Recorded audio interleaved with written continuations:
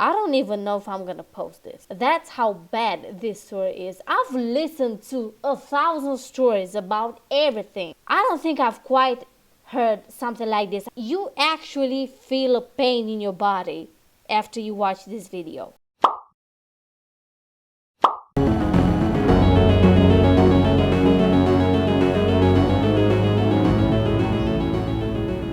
In the 1960s and 1970s, hitchhiking became very popular amongst young people in America. Hitchhiking is a Okay, so I kind of understand why this story is gonna be crazy because he just said hitchhiking, so that's just the biggest red flag in the history of humankind. So here it goes. form of transportation where you Yeah. basically get rides from strangers. And so the way it That's works is just, a hitchhiker you know, I don't really understand. It's like we've always been told by our parents that you should never ever engage in a conversation, which is like a fancy way to just say, you know, you never just talk to somebody that you don't know. But I don't know what happened to the people that learned that from their parents and they said, yeah, you know what, I'm never gonna talk to somebody that's stranger for me or to me. So you know what? But getting in a car with somebody else that I have no idea who this person is, woman or man, no honey. I'm not trying to say that whatever you think that I'm trying to say. No, I'm just basically saying that I never think that it is a good idea. Okay? That's it. will stand on the side of a busy road and they'll extend their arm out and they'll kind of hold their thumb up, this. which Yeah, signals with to the passing thumb. motorists that they want to hitchhike. That's the kind of universal sign for hitchhiking. And then a willing motorist, when they see a hitchhiker, they'll pull up alongside and offer a ride. Now, today, it seems unfathomably dangerous to It's just always been. hop into a stranger's always car, been. or conversely, for a motorist to pick up a random stranger on Oh my God! And a motorist, I just, oh wow! I never really thought about it. Like I've always, when I think about hitchhiking, I think about cars, but I never thought about like somebody that's riding, you know, like a motorbike. I never really thought about that. Oh, imagine you get with a person and actually, you know, you have to like be close to that person. Oh, that's just nice. the side of the road. But back Like then, you this need was to hug considered them. totally normal and socially acceptable. And so, with that in mind, on September 29th, 1978, a 15-year-old girl named Mary Vincent was standing on the side of a highway just outside of Modesto, California, which is not far from San Francisco, California. Mary was a rebellious teenager who had recently run away from her home in Las Vegas, Nevada. Her parents were going through a very nasty divorce, and she just couldn't stand to be in the house anymore, and so that's why she had run away. And so she had hitchhiked all the way up to Los Angeles, California, where her grandfather lived. But after only being there for a couple of days, she became unbelievably homesick and wanted to go back and be around her parents and her family. And so one day when her grandfather was out, she slipped out of his house and she began hitchhiking back to Las Vegas, Nevada. And so she had hitchhiked from Los Angeles to Modesto, California. That's where the first person was willing to drive her to. And so she was on that strip of highway in Modesto looking for another ride that could take her farther south. She was on this highway with two other young hitchhikers. They all had these signs that said going south, so they weren't just holding their thumbs out, they were holding these signs. And so the three of them are huddled in a group, they're holding their signs up, and at some point mid-afternoon, this light blue passenger van that only had one passenger driver. He was a 50-something-year-old man. He looked pretty harmless. He pulled over when he saw their signs and he parked on the side of the road maybe 15 feet ahead of where they were. And so Mary's companions stayed where they were, and Mary ran up to this light blue van and she looked through the passenger side window, which had been rolled down, and she asked this guy, "Hey, can you give all three of us a ride? We're going south." And this man, he would look at her and say, "I can only give you a ride. I can't give the other two a ride. I can only give you a ride." And so Mary is confused because she's looking at this guy and she's seeing all this space and Lord. she's thinking to herself, you know, why am I only allowed to go when they're going the same place I'm going? Don't go. Plenty of room in this van. But when she kind of gently prodded this man and said, "Well, you know, are you sure you don't mind taking them too?" He just said, "Look, I will take you, I will not take them." And so Mary said, "Okay, well, hold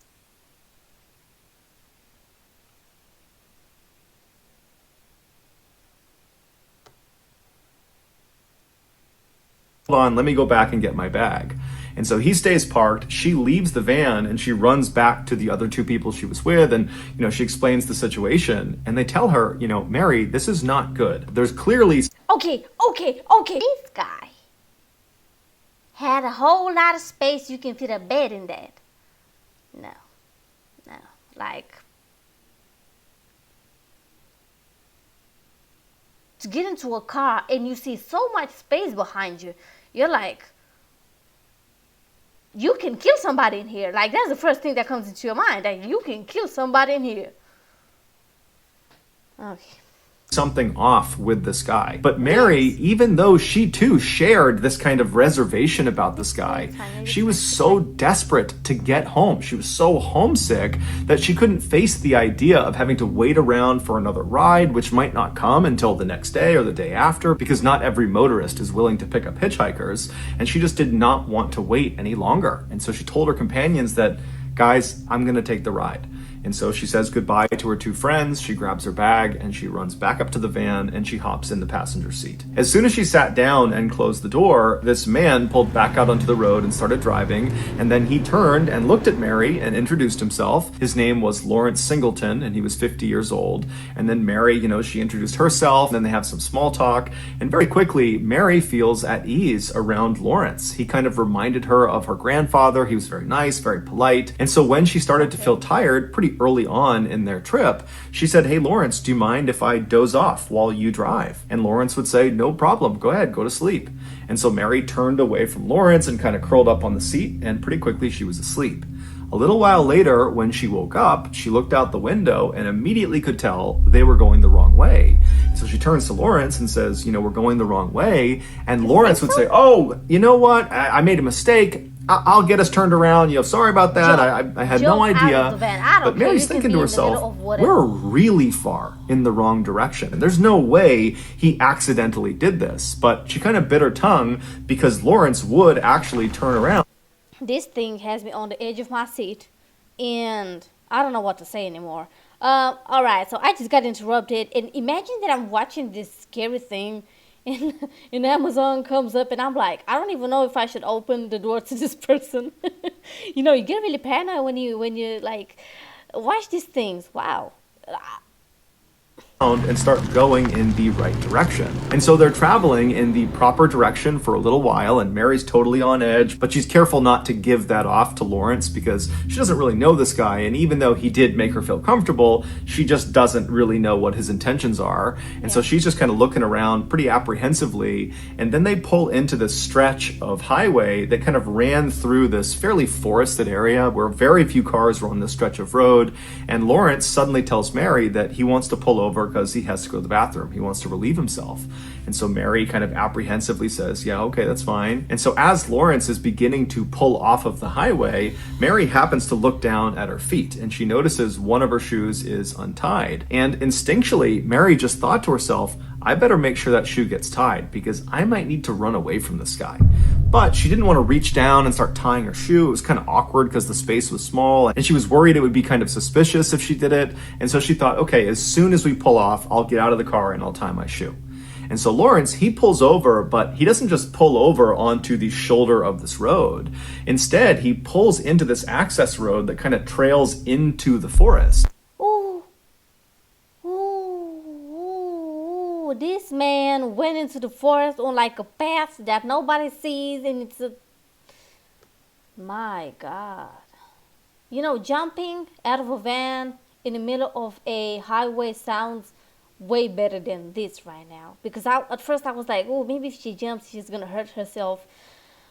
And so as soon as he turned onto this road, the alarm bells are going off in Mary's head. She knows something is wrong, but she doesn't really know what to say to Lawrence because he's not talking to her, and she doesn't really want to look at him. And so she's just kind of going over in her head what she's going to do. Is she going to run? Is she going to confront him? She doesn't know. And then eventually, after about a minute or so, when they are far enough away from the main road that no one on that road could see them, they're pretty far into this forest, Lawrence stops the car and he hops out to go relieve himself.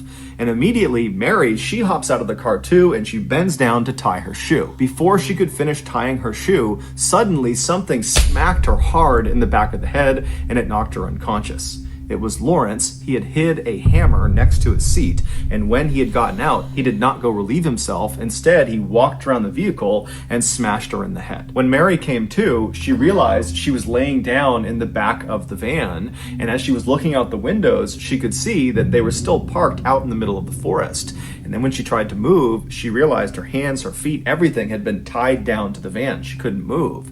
And so as she's wondering what's going on, Lawrence comes around, he opens the back doors to this van, he hops inside, and he begins assaulting her. Mary has no idea what to do. She's a 15-year-old kid, and this guy is on top of her. He's not stopping. And so she just began quietly begging him to please stop, set me free, I won't tell anyone. She just kept repeating that over and over and over again, and Lawrence never spoke back. He just continued the assault for hours and hours. Finally, when Lawrence got tired, he got off of Mary and he climbed out of the back of the truck and he went around and he climbed into one of the front seats and he fell asleep. And so Mary probably tried to free herself from her restraints, but there was nothing she could do. The restraints were tied too tightly. And so for hours, she must have just laid there wondering what was going to happen to her. And then at some point in the middle of the night, Lawrence wakes up again, and without saying a word to Mary, he just climbs out of the van and gets into the driver's seat and then drives the van out of the forest. He drives on the main road for a little while until he turns down another access road that takes them away from the main road, so away from any prying eyes,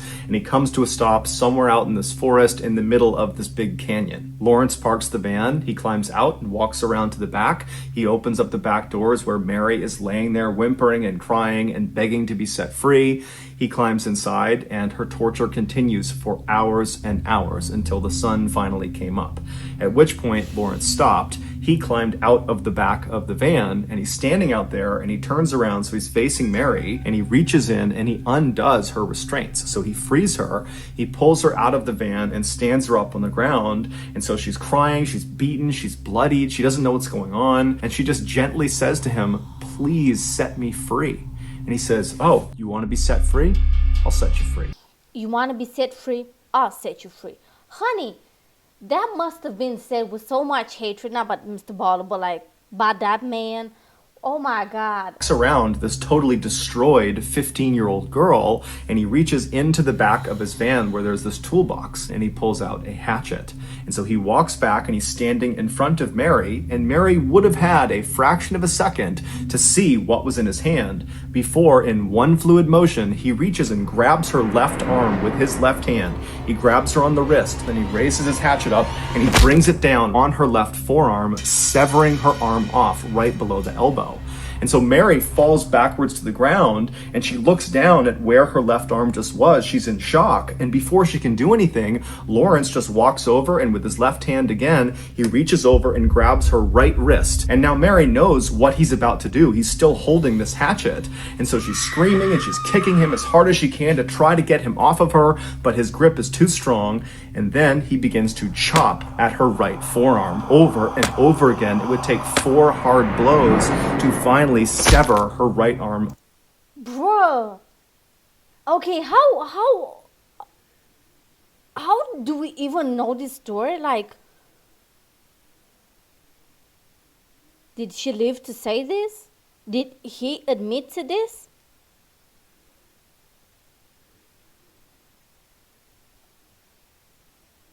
Oh my God. Off of her body. And so Mary falls to the ground in a heap. She's bleeding profusely. She's screaming in agonizing pain. And all Lawrence can focus on is that one of Mary's amputated hands was clutched on to his left arm. When he cut off her left hand, it had gripped onto his arm and now it was stuck to him. And so very nonchalantly, he began trying to flick this hand off of his arm. And then finally, when it did come off, he turned and looked at Mary and realized she had gone silent and she was limp and she was laying in a huge pool of blood. And so Lawrence put the bloody hatchet back inside of his van, and then he just walked over to Mary and grabbed her and began dragging her. About 100 feet down the road from the van was a culvert. A culvert is a big tunnel that goes underneath roads. It allows water and runoff to pass by the road without damaging it. And so this particular culvert underneath this access road was built about 30 feet below the surface of the road. And so if you were standing on the road over the area where this culvert was, if you walked to the edge of the road on either side, there would be a 30-foot drop off down to the opening of this culvert on either side. And so Lawrence dragged Mary all the way over to this section of the road over the culvert and then chucked her lifeless body off the side, smashing it down onto the rocks below.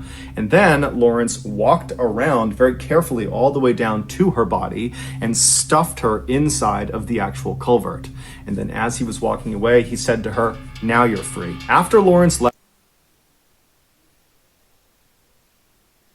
Oh my God. I'm gonna take a break from, watching these type of videos because this was, I don't have words for this. Mary should have been dead. Really, she should have died at several points along this attack. But miraculously, Mary did not die. And in fact, she would later say she vividly remembered the entire attack. I am so thankful that she lived because, this man deserved to be treated the same way he treated her. No fucking way. Oh my God, thank Lord. Thank you so much for keeping this woman alive. Oh my God. And the fact that she remembers every single thing. Jesus Christ. She was fully lucid, fully conscious, fully aware for the entire thing, save for the moment when she was knocked unconscious by the hammer. And so she vividly remembered having her arms amputated, and she specifically remembered one particular point in the beginning before her left arm, the first arm, had been amputated. He grabbed her left wrist, and she in turn instinctively grabbed with her left hand onto his left arm. So she's clutching onto him. And so when he came down and cut her arm off, she began falling backwards, but she remembered thinking to herself, why am I falling backwards? I just grabbed onto his arm. I had a firm grip. And then as she's falling, it's like time is standing still. She literally saw her hand still clutching his arm and saw it had been cut off of her body. And then when Lawrence cut off her right arm, despite being in agonizing pain, it's like she instinctively understood that she has to pretend to be dead. Otherwise, she will die. And so she went totally limp. Her eyes were half open, and she watched as Lawrence is flicking her left hand, the one that she thought she had gripped onto when she was falling back. She watched as he shook that hand off of his arm. And then she was limp as he grabbed her and dragged her the 100 feet to the culvert. And she was limp and still and didn't make a sound when he threw her 30 feet down onto jagged rocks, and she broke 4 of her ribs. She was in excruciating pain, but her will to survive was telling her, make no sound. Take this punishment and you will survive. And then after he left, she remembers thinking, I don't know where he is. He could be waiting up on the road for me. I can't just crawl out and try to save myself because then he might actually finish me off. And so she laid in this culvert in this horrible position, totally contorted, with her arms gone and broken ribs. And then finally, after a while, she started to feel exceptionally tired, and that was from blood loss. And she said there was a voice in her head telling her, you can't go to sleep. If you go to sleep, you're gonna die. And if you die, we can't catch this monster, and he's gonna do this to someone else. And so she had this surge of adrenaline where she decided, I'm gonna live. I'm gonna get out of here. I don't know if he's still up there, but I have to get out and I have to try to save myself. Yeah. And so somehow she got out of the culvert. And then once she was on the ground, she dug the nubs of her arms into the dirt and attempted to pack the wound with dirt and mud. And then afterwards, she raised her arms up over her head because she didn't want the blood and muscles to fall out. And so with her mutilated arms up over her head, she managed to crawl up this embankment, up up onto the road. She's got no clothes on. She's covered head to toe in blood. She's in shock,